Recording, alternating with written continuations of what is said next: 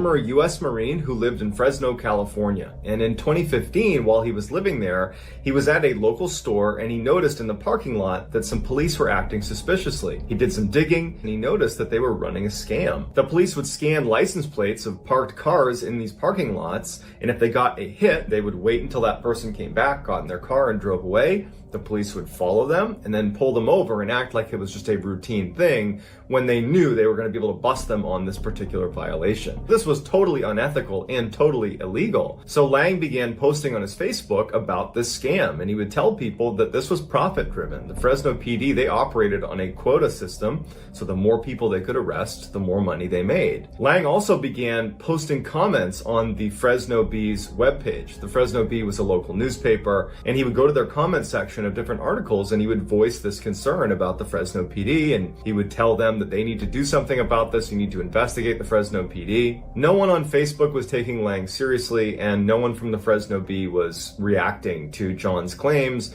that there was this scam happening. Now, it's important to note at this time that the Fresno Police Department had a very bad reputation. The chief of police of the Fresno Police Department, along with 5 other Fresno PD officers, had been arrested on drug charges. After the chief of police was let out on bail, another officer, not inside of that initial group that was arrested, went to the chief of police's house to confront the chief because he was furious at him.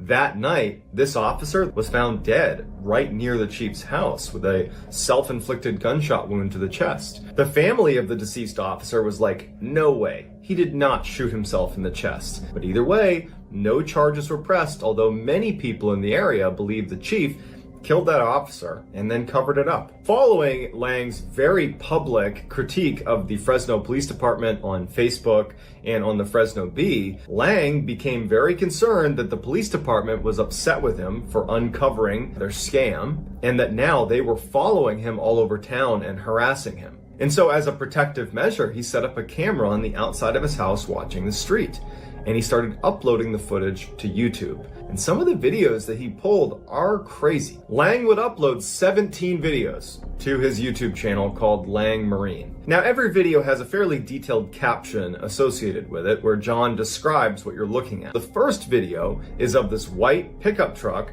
that pulls up in front of John's property. Now, Lang would say in the description that this particular truck he has seen all over when he's out in public, and he believes it's an unmarked car of police officers that are following him. It slow rolls right in front of his property and then eventually drives away. And then a few moments later, it drives back around and doesn't slow down and drives right past his house. Following these 2 drive-bys, Lang would say that he got a series of hang-up calls that he thinks were the police calling him to intimidate him.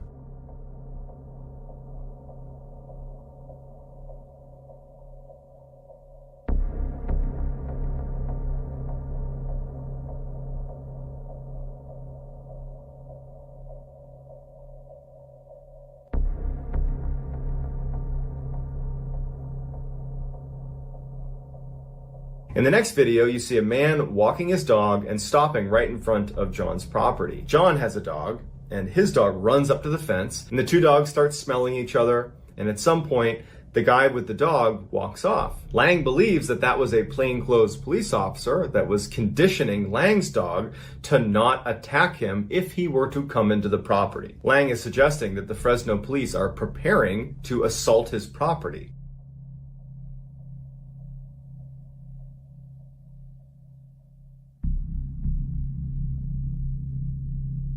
In the third video, Lang claims that he came back to his house and someone had tampered with his security system, with that camera, and he was now missing 20 minutes of footage.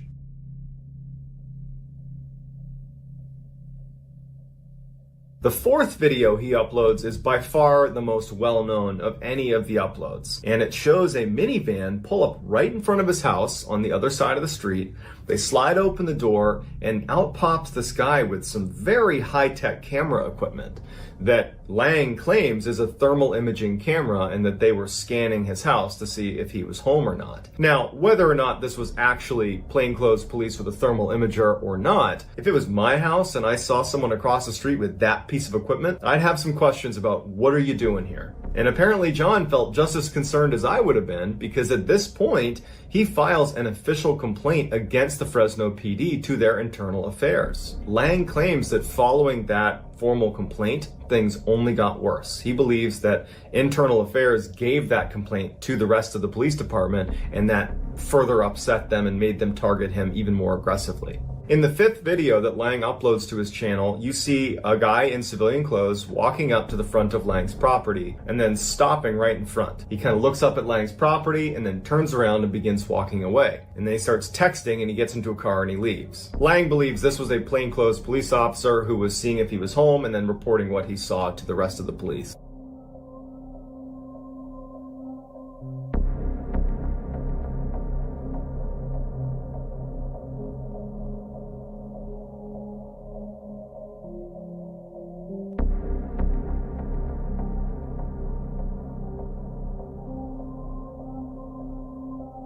In the 6th video, Lang claims that police cruisers were driving up and down his street at 2 a.m. to try to wake him up with their sirens on.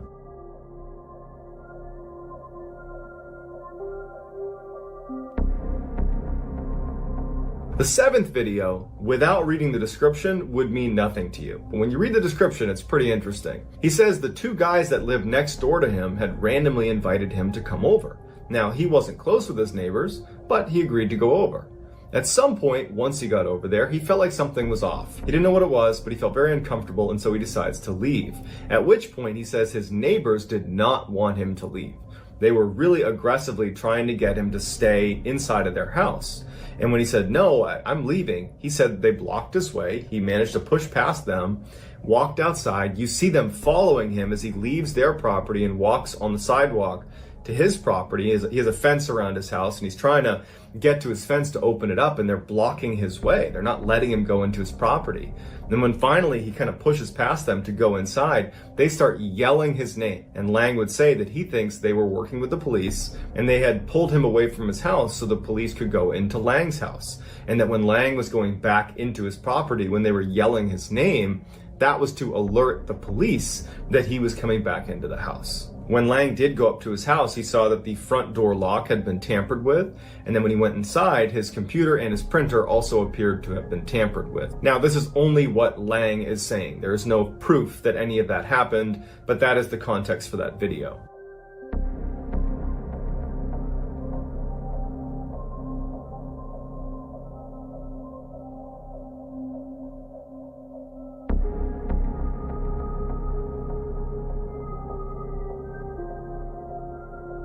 The 8th video shows 2 cruisers showing up in the middle of the night and parking out front of Lang's property, and at least 6 officers get out and are just standing there under a streetlight. They don't appear to be doing anything. It doesn't make sense why they're there, but they stand there and kind of look over at Lang's property for a decent amount of time before ultimately getting back in and leaving. Lang says they were doing that purely to intimidate him.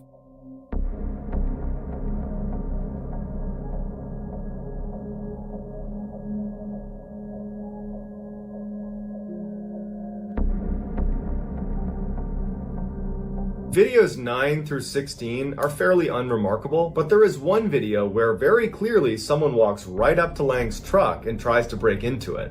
It's not subtle, and Lang believes this was a plainclothes police officer.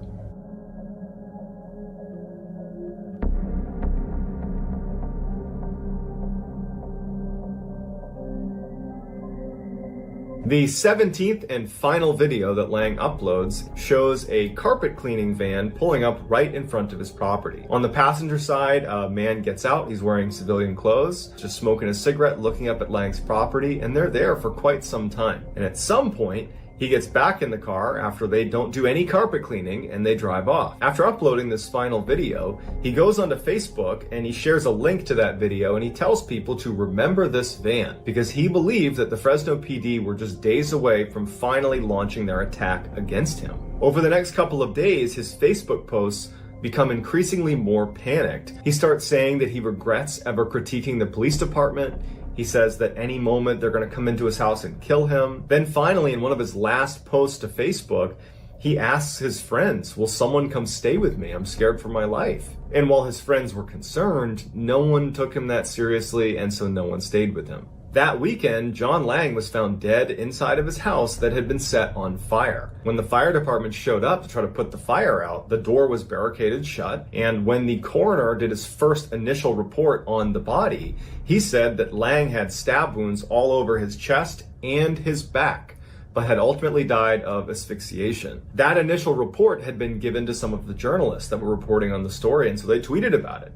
John Lang, multiple stab wounds to the chest, to the back, died of asphyxiation. But following Lang's autopsy done by this coroner, where 2 Fresno police officers were in attendance, granted, it's apparently customary to have police officers present for autopsies, but it's worth pointing out for the context of the story, that same coroner retracted his statement about the location of these stab wounds and said they were only located on his chest, not his back, and that they were self-inflicted, and so this is a clear-cut suicide, and everybody can just move on. And so they did. No charges were pressed against the Fresno PD, and this was ruled a suicide.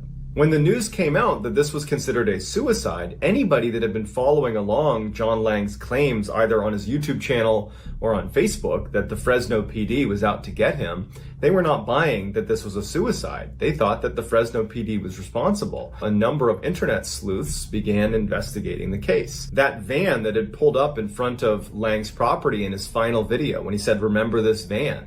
Well, the logo on the side of that van was for a carpet cleaning company.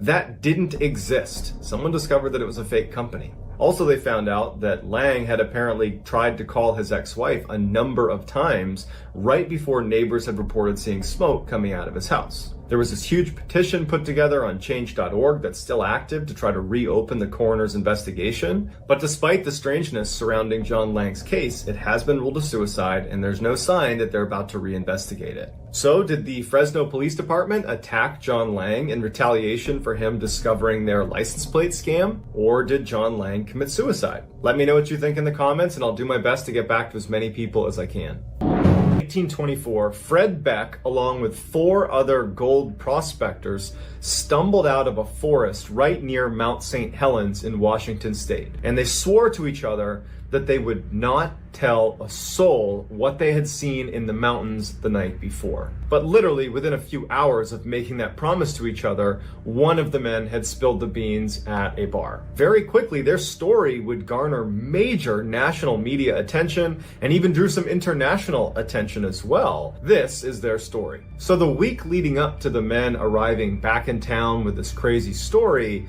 they had been prospecting for gold in an area they were very accustomed to working in. In fact, for the past 6 years, they had been going to this spot. So it was an area they knew well. And so this particular week that they were out there had been really successful. They had found a whole bunch of gold. It was like this great run of luck and nobody wanted to leave. Unfortunately, one of the men named Fred Beck started complaining of a really bad toothache.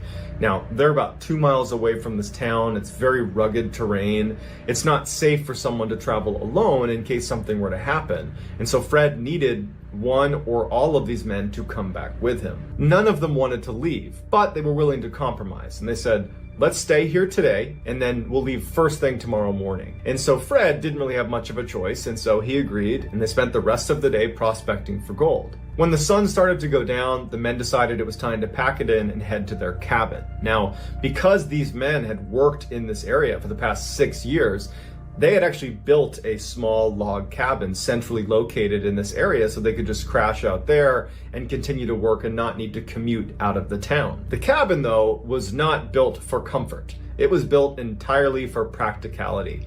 It was barely big enough to sleep all 5 men, and in fact, 2 of them had to sleep in the same bed, like right against one another, and then the other 3 had to sleep on the ground. There were no windows in this cabin. It was like this awful chamber that they were trapped inside of, but it was sturdy, it protected them from the elements, and it was enough because they were out there for work, not for pleasure. So as they're walking towards their tiny little cabin, they get just outside the cabin and notice a very large footprint, like an animal print, outside the cabin. The men stop, they look down. Now, these are 5 rugged mountain men that are accustomed to being out in the wild. They've had their fair share of run-ins with large predators, and so they quickly said, oh, that's a bear print. But upon closer inspection, as they're looking at this print, they noticed it was 19 inches long. That's way too big to be a bear print. And so they start speculating about what type of animal could make that print. As they're speculating, one of the men brings up that over the course of the week when he had been away from the group, a little ways away from the cabin, he had noticed a similar, not nearly as big, but a similar print. And when he had bent down to look at the print and inspect it to see what it was, he said he heard a whistling sound coming from the forest that was right next to him. And so he stood up and he looked, but he didn't see where the whistling was coming from. And he thought to himself, I don't know what animal makes that sound. So he's looking out, he can't see where the whistling's coming from, and then he hears whistling behind him. The same sound, but on the opposite side of him. And he turns around and he looks, and there's nothing over there as well.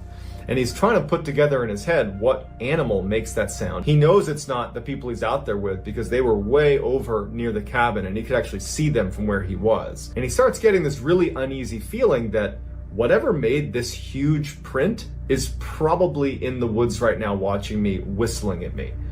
And so he abandons the print and heads back to camp, but was too embarrassed to bring the story up to the group in fear that they would think he was exaggerating, so he never brought it up. When this guy tells this story to the group, Fred Beck would say, "That's weird. I heard whistling coming from the forest too. I thought it was you guys." They figured they were dealing with a large predator. They decide that it's in their best interest to forego a campfire outside the cabin, which they normally would do at night, and instead just go right inside the cabin and shut the door because they don't know what animals are out here and they want to play it safe. So they're sitting inside their windowless little dark cabin and they start feeling pretty hungry. And they decide they want to boil some water to make food, but they don't have any water. Normally, when any of these guys went out to fetch water, they would go by themselves. The spring was not very far away from their cabin. They just walk out, scoop some water up, and come back. But because they were all feeling pretty uneasy, and they didn't know what this big animal was that was in their general vicinity, Fred, along with one of the other men, whose name was Hank, decide to go together and to bring their rifles just in case. Fred and Hank begin walking over to this stream that was only about 100 meters away from where they were. The moon was out, so there was a little bit of light coming from that, but it was mostly dark. And they're walking over to this stream. Then all of a sudden, Hank stops and raises his rifle up at the side of this embankment that was totally forested all the way up the side of the valley. Fred looks where Hank is aiming, and immediately he can tell what he's looking at. Standing a couple hundred meters up this mountain is this creature that's very tall, standing on two legs. It appears to be hairy, that's poking its head around a tree, and it's looking at them. They could only see it because the moon was casting light directly on it, so it was totally illuminated. As soon as Fred recognizes what they're looking at, the creature ducks back behind the tree. At the same time, Hank fires 3 shots in its general direction, and then there's silence. And then all of a sudden, it comes barreling out from behind the tree and is running straight down the mountain towards them while whistling over its shoulder, looking like it's communicating with something behind it. Hank starts firing in its direction. It's clearly not striking this creature, but at some point, the creature disappears. They don't know where it went. It's dark out. The only way they could see it before was because the moonlight happened to illuminate it. Now they don't know where it is. Fred and Hank abandon the water idea and they run right back to the cabin. They jump inside, shut the door, and they start barricading the door shut. The other men are like, "What the heck is going on?" And they start explaining what happened. They didn't know if it was a person or if it was this creature. They heard that whistling sound. All the guys are spooked. And now they're barricaded inside of this tiny cabin, and it's totally dark. There's no windows, so they can't even see what's going on outside of the cabin. And so they just had to sit there and hope that this creature does not come anywhere near them. After a long period of total silence, the men start to feel like, okay, whatever that was, it's not coming back. It's late at night. Let's just try to get some sleep. And so the men all lay down and eventually doze off to sleep. Then at some point in the middle of the night, something smashes into the side of the cabin, causing them all to wake up. Hank's yelling out because a piece of wood that actually made up the cabin had come loose from whatever had hit the side of the cabin and fallen onto him. So the group gets up. There's a little bit of light coming through this now, a little crack in the wall from where this wood plank came out. They can see what's happening now. There's a little bit of light inside. They run over, they get this plank off of Hank, and as they're trying to kind of make sense of this chaotic moment, they start hearing what sounds like lots of people running around the outside of their cabin. Hank, who was closest to this little slat that had been created from one of the planks falling out, just turns his head to look out the slat. Because of the moon, there was a little bit of illumination, and when he looked out, he was horrified because he saw 3 creatures, these tall, ape-like creatures, the same one that Fred and Hank had been shooting at up over at the valley before. They're standing 10-15 meters away from the cabin, standing upright, looking at the cabin. They're holding these small boulders in their hands. And as Hank is looking through the slat, he's trying to get a little bit closer to get a better look. One of the creatures bends down and sees that Hank is looking at him, and he winds up and he throws the boulder and it smashes against this little slat. Hank basically falls over because he's trying to avoid this boulder being thrown at him, but the slat was small enough that it didn't go through. Hank's telling the rest of the men that there's three of them. They're right there. The men are grabbing their rifles. They're getting ready to aim out of the slat to try to take a shot at one of these creatures. But by the time they have a sight picture, there's no one out there, except they hear these footsteps and they start hearing whistling coming from the other sides of the cabin, where they have no way of seeing what's going on because there's no windows, and that gap in the cabin was only facing one way. And so they just sit there in silence as they hear all this whistling and footsteps and shuffling happening outside of their cabin. Then all of a sudden they hear slamming against the one door that leads into the cabin. They had barricaded the door already, so they go up and they're pressing back against the barricade as whatever is outside is trying to break into the cabin, but it can't get through the barricade. When they couldn't break in the front door, there was a barrage of these boulders smashing into the cabin. Now, these men had built the cabin. They knew it was sturdy, but they didn't know if it could withstand boulders hitting it. And so for hours, these rocks and boulders are smashing into the cabin. They never see them again through that slat. They kept periodically looking, and there was never any creatures that were on that side. It was like the creatures knew that they could be seen on that side, but couldn't be seen elsewhere. Finally, it just stops, and they sit down in the middle of the cabin. Fred was sitting in such a way that he could actually see the slat in the cabin that was now open and exposed. And as he's sitting there, Fred is horrified when he sees a hand slide into the cabin.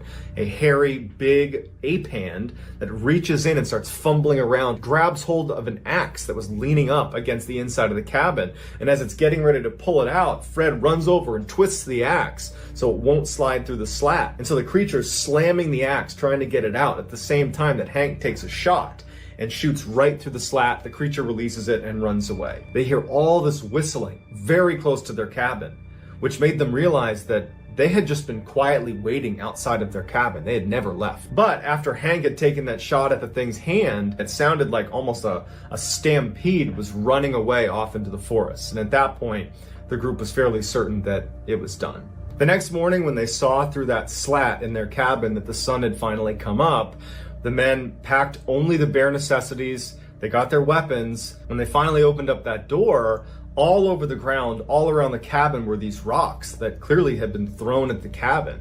The cabin itself had obviously withstood the barrage, but there was gash marks and slashes all over it. Feeling very lucky, the men start making their way out of the valley, and they make their way all the way back to town. And after the story kind of went viral, loads of people went out there to try to find these creatures, but no one ever could.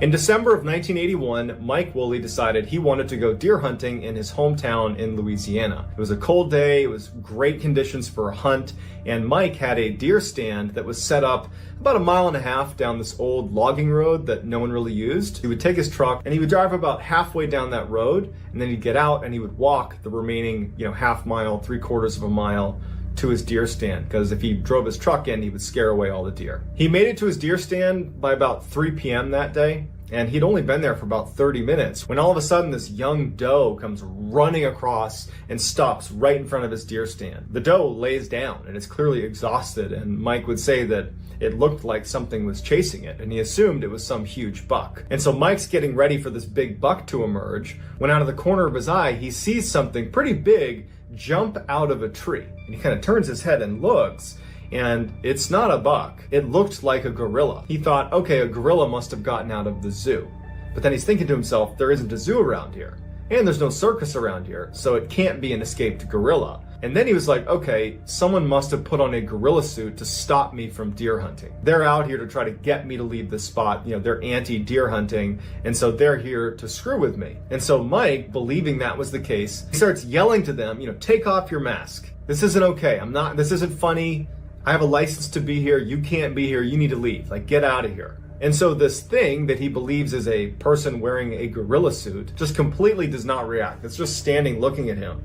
And it's about 15 or 20 meters away from him at this time, and it's just staring at him. It's on two legs. Mike starts to feel uneasy because he's thinking to himself, if this is somebody in a gorilla suit that's trying to get me to leave, wouldn't they right now announce that and say, you need to leave? They wouldn't just stand there doing nothing. And so Mike, even though he knew it was going to probably escalate the situation, raises up his rifle in the direction of this person to use his scope, to basically zoom in on this person and get a better look. And when he raises his rifle and he zooms in, he immediately knows that this is not a person wearing a mask. Steam was coming off of its face like it had been running. I mean, it was 30 degrees outside. And he said he could see its nostrils flaring like it was out of breath, or that perhaps it was angry. He didn't know. Even though it wasn't a person wearing a mask, it looked very human-like because it had human teeth, flat teeth. It had, he said, human eyelashes. And just the general structure of its face appeared to be human. And he thought to himself, is this a feral human? Is that possible? Is this a person that has been born and raised in the wild? And so as he's pointing the weapon at this creature, looking through the scope, just totally dumbfounded. Mike has no intention of shooting at this point. He really just wanted to stare at it. The creature roars, and Mike describes it as like a lion's roar. This thing was suddenly really upset with Mike. And Mike believed later on that it was because he raised his weapon at this thing. As soon as it roars, Mike said that about 100 meters in the other direction, he hears this really loud, piercing whistle coming through the forest. As soon as that whistle comes through the forest, the creature that was still growling stops and turns its head in the direction of this whistle. And it whistles back. And so Mike, I mean, the hair on the back of his neck is standing up. He knows they're communicating, probably about him. And as he's realizing this, he lowers his weapon and he's looking at the creature in front of him who's whistling and looking in the direction of this way. And then that creature snaps back and looks right at Mike. And as he's wondering what he should do next, another creature walks out of the tree line and stands right next to the first creature. And the way it walked, it was walking like a human. It was on two legs. And they're both standing about 20 meters away looking directly at Mike. Mike is terrified. And he would say that he knew that he had to make a run for it. And so he leaps from his stand and starts running towards his truck, which is about a half mile away.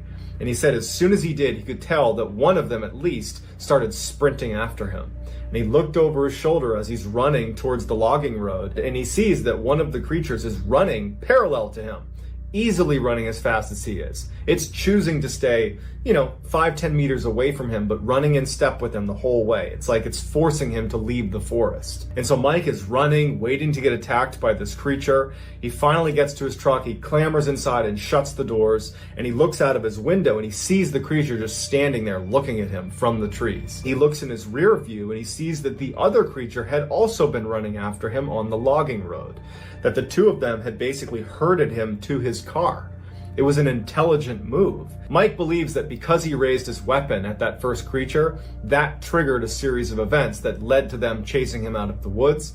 He said that he was the aggressor, not the other way around. We don't know if either of those stories are true, but certainly they are terrifying. So I'd love to get your reaction to these two stories in the comments. Are these total fabrications, or is there some truth to Bigfoot? And these stories are just evidence of that. A couple of weeks ago, early on July 24th, 2020, an 18-year-old woman named Gia Fuda, who was living with her parents in Seattle, Washington, wakes up in their home, goes downstairs, says good morning to her mother and to her father. She has a sip of a seltzer water, and then she heads out to her car and says, okay, I'll see you tonight, and she drives off. Gia's mother said that because of the quarantine, all of Gia's college classes had been moved online, and Gia didn't like doing all of her work in the house. She felt trapped. And so her routine consisted of getting up early and heading to Bellevue College, which is just outside of Seattle, where she could do some work in their library, do her online courses there, and then come back sometime in the evening. And so Gia's parents assumed that's what she was doing that day. But when Gia left that morning, she did not follow her typical COVID-19 routine of going to Bellevue College to do schoolwork. Instead, she hopped on the highway and she drove 60 miles to a very rural part of Washington state. It's very heavily forested. It's called Index, Washington. And she gets picked up on a camera inside of a coffee shop where she gets a cup of coffee and she buys a Bigfoot keychain and then gets back in her car and drives another 30 miles away from Seattle, away from her parents' home. It's unclear where she's going until her car runs out of gas. And when she ran out of gas, it was like she wasn't prepared for it because she was only able to turn her car and barely pull off of Highway 2. It didn't look like she'd intentionally parked. And it's actually how investigators spotted it because it was jutting out into the road slightly. She gets out, and instead of walking on the highway to try to get help or trying to flag down another motorist, she grabs her cell phone, her Bible, and a journal and turns and starts walking directly uphill. There's like this mountain right next to the highway, and it's very densely forested.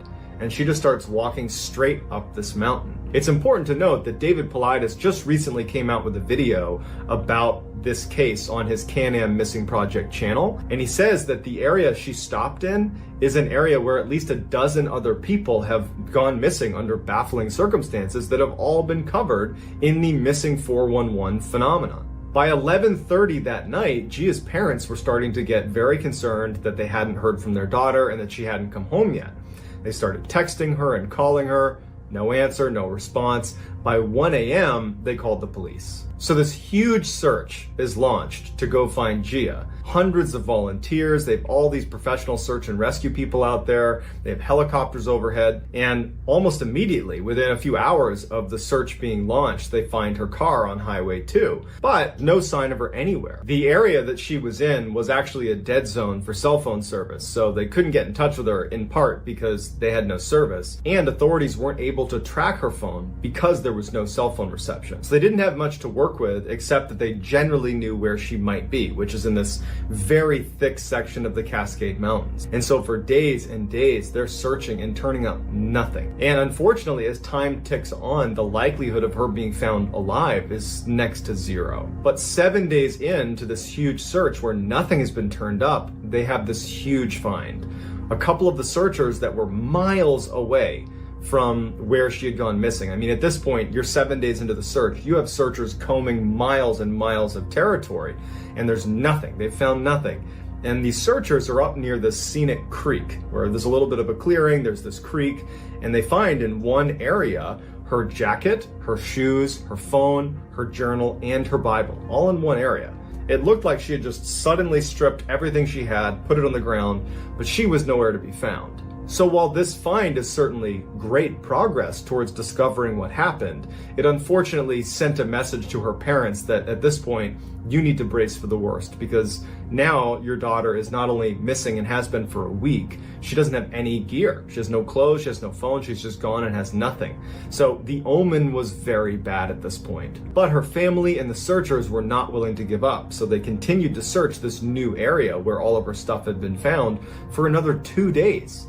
And on the 9th day from when she had gone missing, they found her, and she was alive. She was sitting on a rock near this creek. When they approached her, she was very startled to see people coming near her. She clearly was not expecting to be found. She was also more or less incoherent. She believed she had only been out for maybe 3 days and just had gotten lost, but they told her she had been gone for 9 days. But she was unhurt. She had a couple scratches on her. She was definitely emaciated, but she had been drinking from the stream and eating huckleberries, so she was, taking care of herself, but she was totally confused. She didn't know why she was there. And when she was pressed a little bit further, she didn't know why she drove where she drove. She doesn't know why she walked up a very steep mountain into the Cascades. She also has no idea what happened over the first 6-7 days. She only recalled the last couple and thought that's the whole time she had been out there. So it's a very confusing story, and one that probably we will never get a clear answer to. This will just become another one of the thousands of very odd disappearances that occur all over North America, except at least in this case, she was found alive. Tom Mezek was this salty Army veteran. He had served in the 82nd Airborne Division, which is an elite paratrooper division. He taught survival training classes, but more than anything, he loved to hunt. And he actually hunted in this one particular area in New York all the time with the same group of friends. In fact, for like 55 years, Tom and his 6 hunter friends would hunt this one area. On November 15th, 2015, Tom and his hunting buddies decide to go hunt in this area. And they got a bit of a late start. They didn't get out there till about noon. So they decided, in order to make up for lost time, to use this technique that's referred to as a deer drive, where you have stationary watchers that set up on a line about 100 meters apart from one another, and you have a group of drivers that kind of corral any deer or any animals in the area and push them so that they go past the watchers who can take a shot at those animals. And so Tom, along with 3 other hunters, were made watchers, and they set up along this hillside where Tom was all the way on the left flank, which meant on his left were no hunters. He did have a hunter 100 meters to his right, and then there was 2 other hunters all the way up the hill on the right as well, but he was on the outer flank of that line. And the 3 other hunters that were going to be doing the driving were to his right as well. Behind this hill, they were going to try to push the deer up and over this hill down to this line of watchers. After 3 hours and no luck, they haven't seen one deer, they start to also comment on the fact that there doesn't seem to be any wildlife at all. No squirrels, no birds, no anything. There's just silence, which is very odd for this area. And when you consider that this group has hunted this area for 55 years, they have a really good understanding of what normal looks like. And before anything happened with Tom, they were already talking about how strange that was. Also, one of the watchers who was right next to where Tom was, about 100 meters away, he recalled hearing a very distinct sound, like a whooshing sound or a snapping sound, coming generally from where Tom was. But he didn't think much of it at the time. That is, until they got back to their cars after calling off the hunt because they had been unsuccessful, and everyone's there except for Tom. And they go back out, they're yelling for Tom, they're wondering, did he fall down? They're like, okay, let's radio him, because everybody had radios. There's no answer from Tom. They're searching the area where he was. They start shooting their rifles into the air. They can't find him, and they think, okay, well, we don't know what he's doing, but this guy is super competent. He was healthy. Let's just go to the cars and wait for him. And so they're sitting at the parking lot, which is not very far from where they were hunting. And this is an area they always parked in, and this is an area they always hunted in. So they knew that Tom knows where they're gonna be. And so they sat there waiting, and he's just not showing up. So eventually, the hunters call it in to the rangers that he's gone missing. A massive search is launched for Tom. I mean, they are combing this area. They got helicopters, professional search teams. They're looking in lakes. They're looking under logs. They're looking everywhere. And there's not a shred of evidence of Tom. They can't find his walkie-talkie. They can't find his gun. There's no clothes. There's nothing. He's just disappeared. On the 4th day of the search, the FBI shows up and they get involved in the search, which didn't make any sense, because why is the FBI getting involved 4 days into a search for an elderly hunter where there's no sign of foul play? Why are they getting involved? It didn't really add up. And all they would tell Tom's wife is that they believed that something was off about this case, and that's why they were there. But they couldn't elaborate unless more information came in. But nothing ever shows up. Even though Tom was a bit older, he literally taught survival classes. He was the guy teaching other people how to survive in the woods. He also has been hunting in that particular area for 55 years. How is it that he in no way was able to signal that something was wrong, and that all these people, including the FBI, can't find any trace of him? It just seems like something is off. I gotta agree with the FBI on this one. In 2013, 51-year-old Dale Stelling decided to take a trip from Texas, where he lived with his wife and his parents, up to Colorado. He was an avid outdoorsman, and he had always wanted to go hiking and camping in Colorado. So he, his wife, and his parents load up the RV and they start making their way up to Colorado. On June 9th, as they're making their way to Colorado, their RV breaks down in New Mexico. Even though they were eager to get to Colorado, Dale saw that where they had broken down was near the Mesa Verde National Park, and he thought, well, we weren't planning this, but let's just stay here for a night and go check out the park tomorrow. Then we'll get the RV fixed and we'll be on our way to Colorado. And so they all agree. They stay the night, and the next morning they head over to Mesa Verde National Park. It was a very hot day that day, and Dale's wife was overweight and not very healthy, and his parents were very elderly. So when they got to the park, They ended up just sitting at the visitor center and no one really wanted to actually go walk around. But Dale was an avid hiker and he didn't like the idea of just sitting around all day. And so at some point Dale just says, hey, I'm gonna go stretch my legs and walk this trail here down to the abandoned city ruins. There was this city that had been built into the cliff that lots of tourists would go check out. And so his wife and his parents, they don't bat an eye. They say, okay, we'll see you in a little bit. And Dale was off. Dale made it seem like it was going to be a very quick trip. And so when he didn't return in 2 hours, his family decided to tell rangers and say, hey, you know, our husband, our son, he went hiking down that trail there towards the ruins and we haven't heard from him. We can't get in touch with him on the phone. You know, can you guys go look for him? The rangers actually were not concerned at all. They said that we've never had anybody go missing for more than a few hours here. It's pretty hard to get lost. You know, there's lots of tourists here, well-marked trails. Just give it a couple more hours and if he doesn't show up, then we'll go out and look for him. But after about an hour and they still hadn't seen him, his family really pressed the issue with the rangers and they would go looking for Dale. And of course they can't find him, but they found a number of tourists that had seen him on the trail that he said he was going to be on. They had even talked to him. He was a very energetic, charismatic guy. And they would say that he seemed like he was just another tourist enjoying his time at the park. There's nothing odd about his behavior at all. And he was walking towards the area where he had told his family he was going. While that information was certainly useful, they still couldn't find Dale. And they were really fighting against the elements on this one. You know, the temperatures were over 100 degrees Fahrenheit and had been all day, and Dale didn't have any water. So they really had a limited amount of time to find him. So within 24 hours, there's this huge search that's launched for Dale.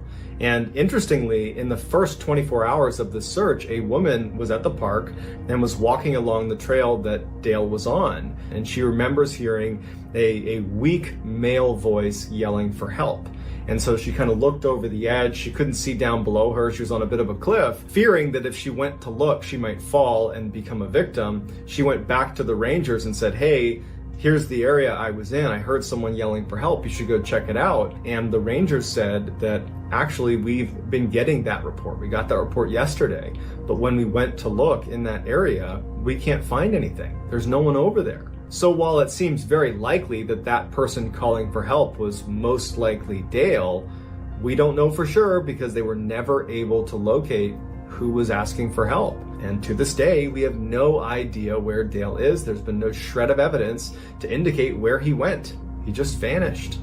In June of 2009, US and NATO forces surged into Afghanistan. Troop numbers escalated dramatically in preparation for this massive offensive against the Taliban. During this surge, a very small team of Marines, 8 Marines, were given a mission to go to an observation post in Helmand province where a group of British soldiers were stationed at the time. An observation post, or OP as it's called in the military, is any location where you're able to observe, hence the name. Most OPs, if not all OPs, are located on high ground because that provides you the best view. OPs are very strategically valuable. You have the higher ground and you can see what's going on around you. And so as a result, OPs become prime targets for attack. Now, the OP that these Marines were going to, OP Rock, was a little bit unique. It was strategically very important, but it didn't really have the higher ground. All around it were other large pieces of terrain, which meant if you poke your head up for too long, you might get shot from a sniper on the mountain. And so OP Rock was like a very dangerous and isolated place to be. Not to mention laughably small and had almost no amenities. It was basically a couple of HESCO barriers, those big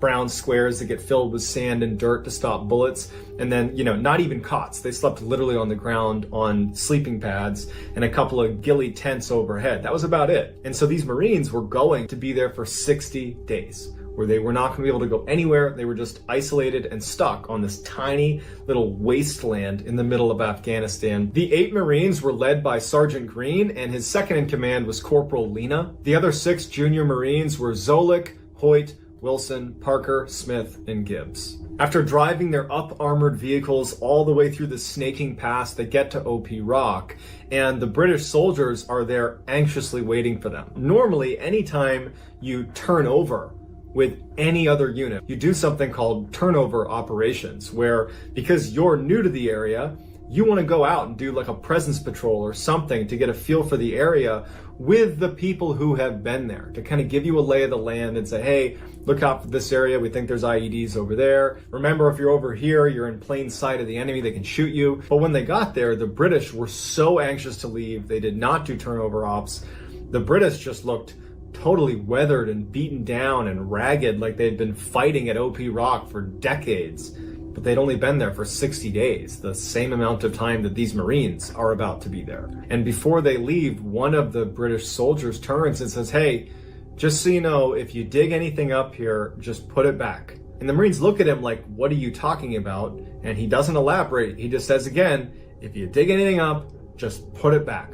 Trust me. So that night, the men have settled into their new home for the next 60 days. And the way it works on any base in the world, but certainly in a war zone, is there's always someone manning a guard post. And so the first night, it happened to be Corporal Lena's turn to be on watch. Corporal Lena is the second in command of these 8 Marines. And he was up in the guard tower, and you got to put yourself in his mind, okay? Even if you've never been to Afghanistan, just imagine being out in the middle of nowhere, like in the middle of a mountainous desert with no village, no people, no anything.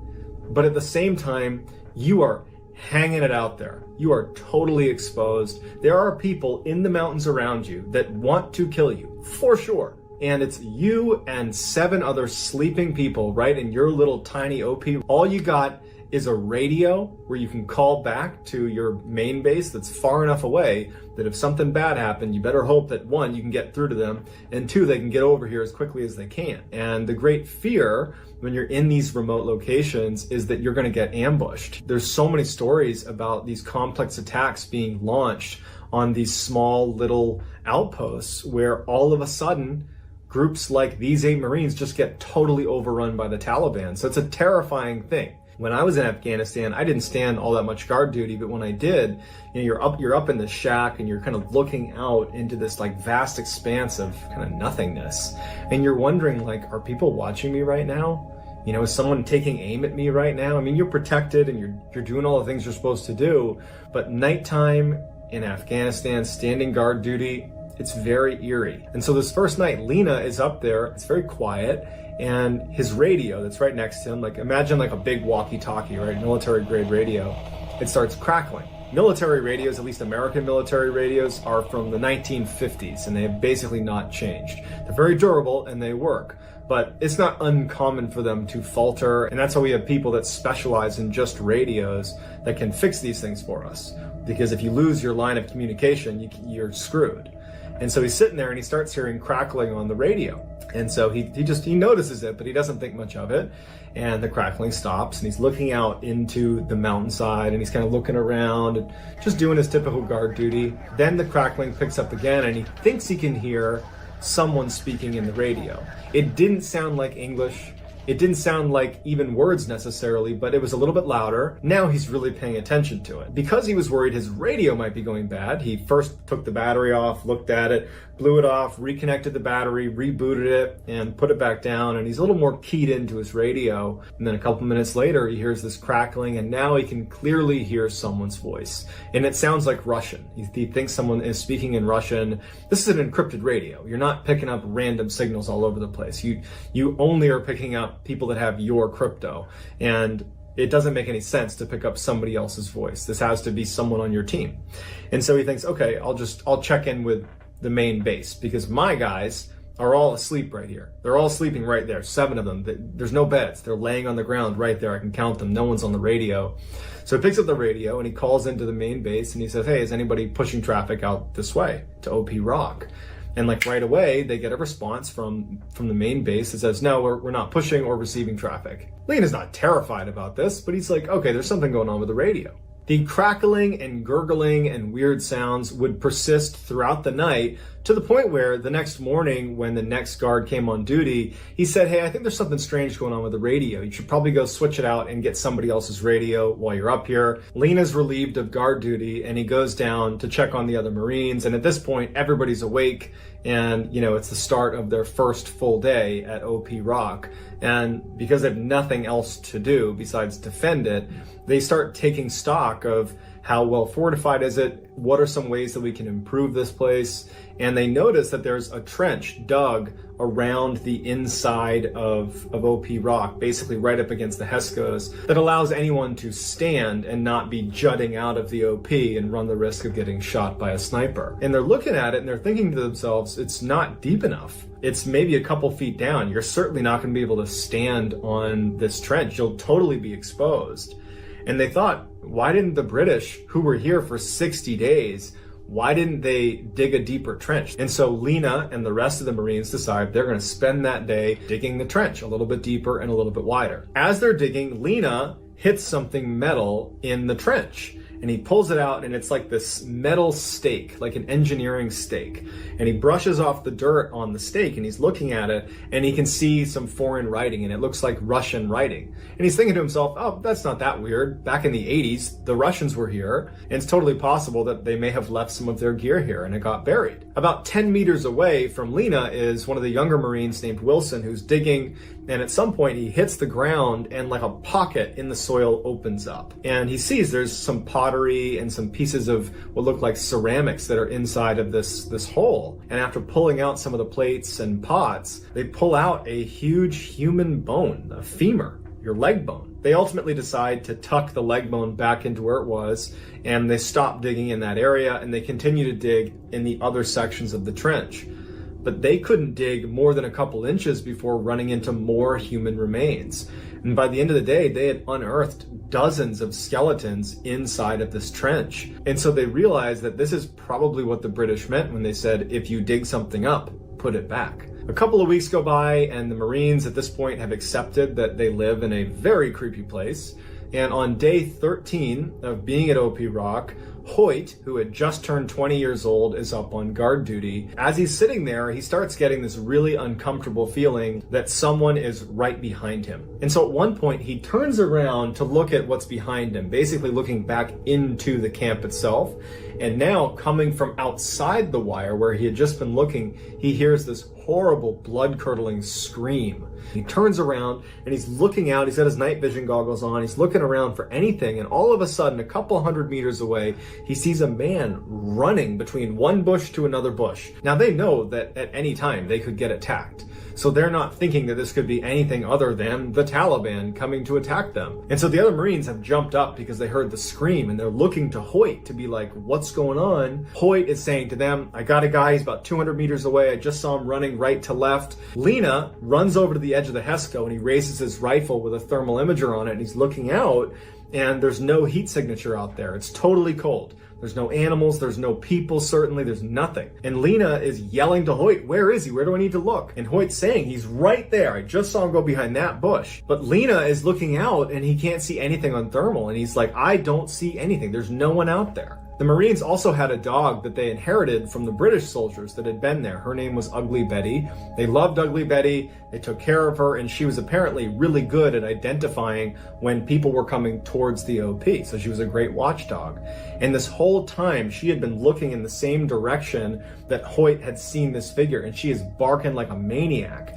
And even after they're looking with thermal and they can't see anyone out there, they can't get Betty to calm down. She's completely transfixed on the area where Hoyt had seen this figure. So for the rest of the night, the Marines are totally on guard, anticipating at any moment that they're going to get attacked. Someone's going to take a shot, they're going to throw a grenade in, because we lost this guy who was right there in front of us. So eventually, the next day, when they didn't get attacked, they just kind of said, okay, and they moved on and just figured it was an anomaly. Another couple of weeks later, on day 26, Zolik, who's another one of the younger Marines, was on guard duty, and it was really hot.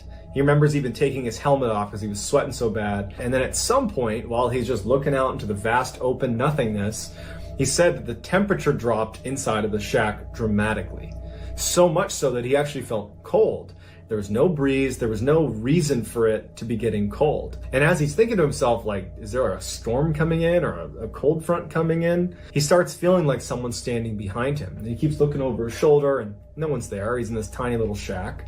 And he's feeling creeped out, and all of a sudden he starts hearing whispering from behind him. not on the radio, but like in the shack with him. And he keeps turning around and he keeps thinking like, am I hearing things? Am I losing my mind? And he starts hearing footsteps on the roof of his shack. And that's when he thinks, oh, Smith, who was the kind of class clown of the group, is playing a joke on me. He must be whispering outside. I bet he climbed up on top and he's screwing with me. So he jumps out of the shack and looks up, expecting to see Smith standing on the roof of the guard shack. But no one's on the guard shack. At this point, Zolik's pretty spooked.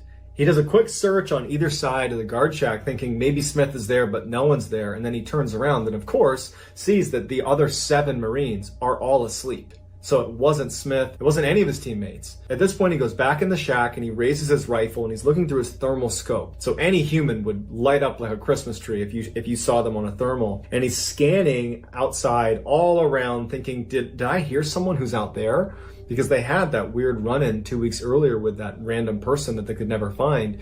He's thinking maybe there's somebody else out here. And as he's scanning, he sees a man standing a couple hundred meters away with his fists raised like this. Zolik was so caught off guard from the way he was standing that he actually lowered his rifle to look because the moon was pretty bright. The illumination was pretty good. And he looked, he couldn't really see him again, so he brought his rifle back up, and now through his thermal, the figure was gone. Zolik in interviews has admitted that he was really stressed out about being at OP Rock. He was really down. I think of all the Marines there, he was depressed. He did not want to be there. He felt like he was experiencing real combat fatigue. And he thought at this moment that he's losing his mind between the whispering and the footsteps on the roof and seeing this person with his fist raised. And so instead of telling people that he had potentially just seen this person out along the perimeter of their OP, he started to convince himself that you're just losing your mind. You're stressed and you're hallucinating. You just gotta calm down. For the rest of the night, he would not see the figure on his thermal or anybody out there, but he would hear whispering behind him. He kept hearing footsteps on the roof, but he would go out and no one would be there. So by the time the sun came up, he really thought that he was kind of losing his mind. And so he went to his leadership, Sergeant Green and Corporal Lena, and he told them about what had happened the night before, about, seeing the figure that had disappeared and hearing these whispers and the footsteps. I mean, he really thought that he was losing it, and he requested to be transferred, and they granted it to him. And the other 7 Marines were really upset about that. They felt like he was kind of abandoning them, and they were really critical of the reason for him leaving. They're like, oh, you're just playing the crazy card. You're just making that up so you can leave this crappy place that we don't want to be here either. So they were not taking seriously what he claimed happened. They just believed he was using the crazy card to get out of being at OP Rock. Just a couple of days after Zolik's departure, Lena is on guard duty in that guard shack, and as he's looking out, Ugly Betty starts barking really aggressively towards the area that Lena is looking at. And so he raises his night vision goggles and he's scanning the mountainside looking for any sign of people that perhaps Ugly Betty has sensed. And he stops when he sees what he believes is a Taliban scout standing on the mountainside, who's pretty far away, a few hundred meters away, and he switches to his thermal scope to confirm that it's a person before he engages. And when he raises his thermal scope, there's nobody there. There's no heat signature anywhere. But Ugly Betty is still barking like a maniac in the direction of where this potential scout was standing. And so Lena goes back to his night vision goggles like a second later, and he's looking, and he sees the same scout, now about 100 meters closer to him, way closer to him.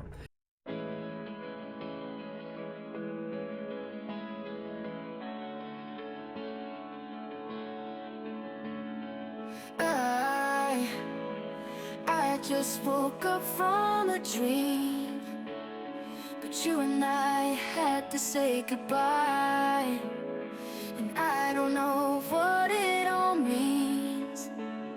But since I survived, I realized wherever you go, that's where I'll follow. Nobody's promised tomorrow, so I'ma love you every night like it's the last night, like it's the last night. If the world was ending, I'd wanna be next to you.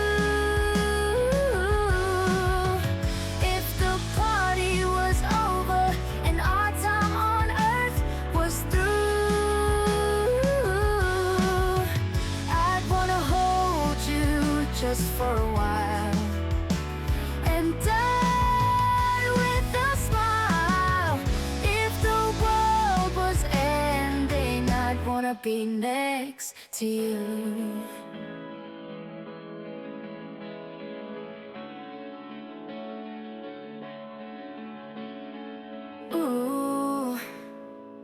lost in the words that we scream. I don't even wanna do this anymore, 'cause you already know what you mean to me. And our love's the only one worth fighting for. Wherever you go, that's where I'll fight. Like, impossible to cover that distance in that amount of time. He practically falls over when he sees it. He switches to his thermal and he's getting ready to engage, but there's nothing there. And this is all happening in a matter of seconds. He goes back to his NVGs and he's looking and there's nothing there. And as he's about to go to his thermal for one last look, he feels a tap on his shoulder, which he believes is going to be one of the other Marines that must have heard him frantically moving around in the guard shack. And when he turns, there's no one there. There's no one anywhere near the shack. All 7 are asleep in the middle of the camp. At this point, Lena felt bad because he was critical of Zolik, who had left because he had heard voices and seen apparitions out in the distance. And here's Lena, the second in command of the group, having the exact same experience. But over the next 10 days, Hoyt, Smith, and Wilson would all have very similar experiences in that guard shack. And after a while, they all began sharing their stories, and they all realized that Zolik probably wasn't lying, and we were unfair to be critical of him because we've all experienced this now. Then on day 59, the day before they're scheduled to leave, all of their radios go dead. All of them.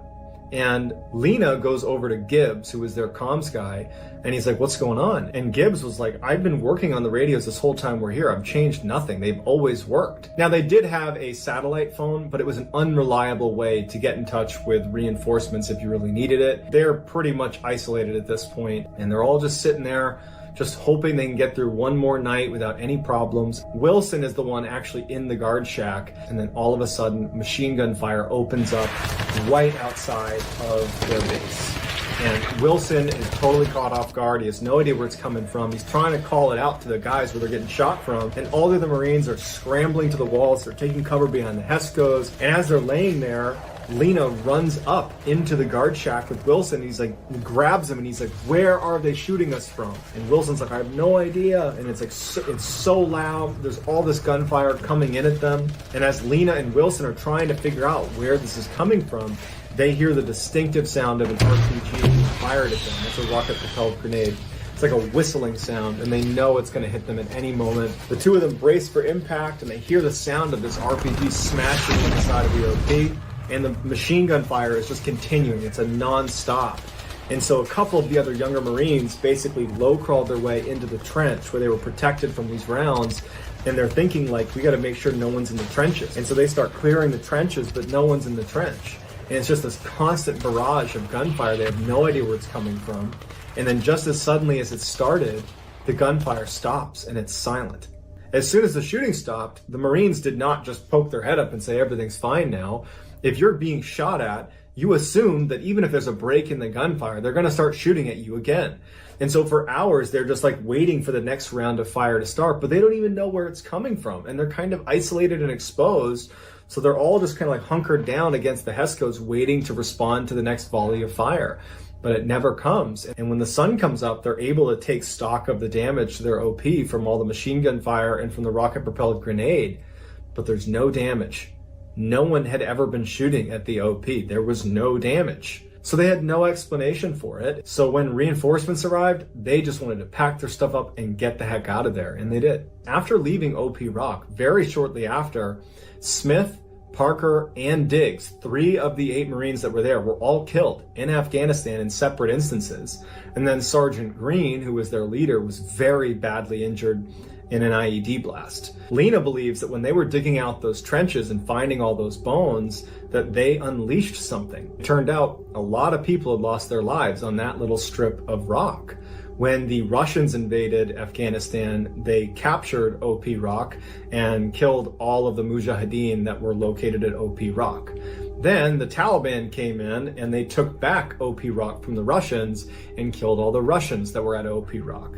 Then Americans came in and took back OP Rock from the Taliban, killing all the Taliban that were there. So you have all these people, probably dozens and dozens of people that at one point have been holding OP Rock, that had all been killed at OP Rock. And so Lena believes that it's only a matter of time before this curse that they unleashed comes back to get him.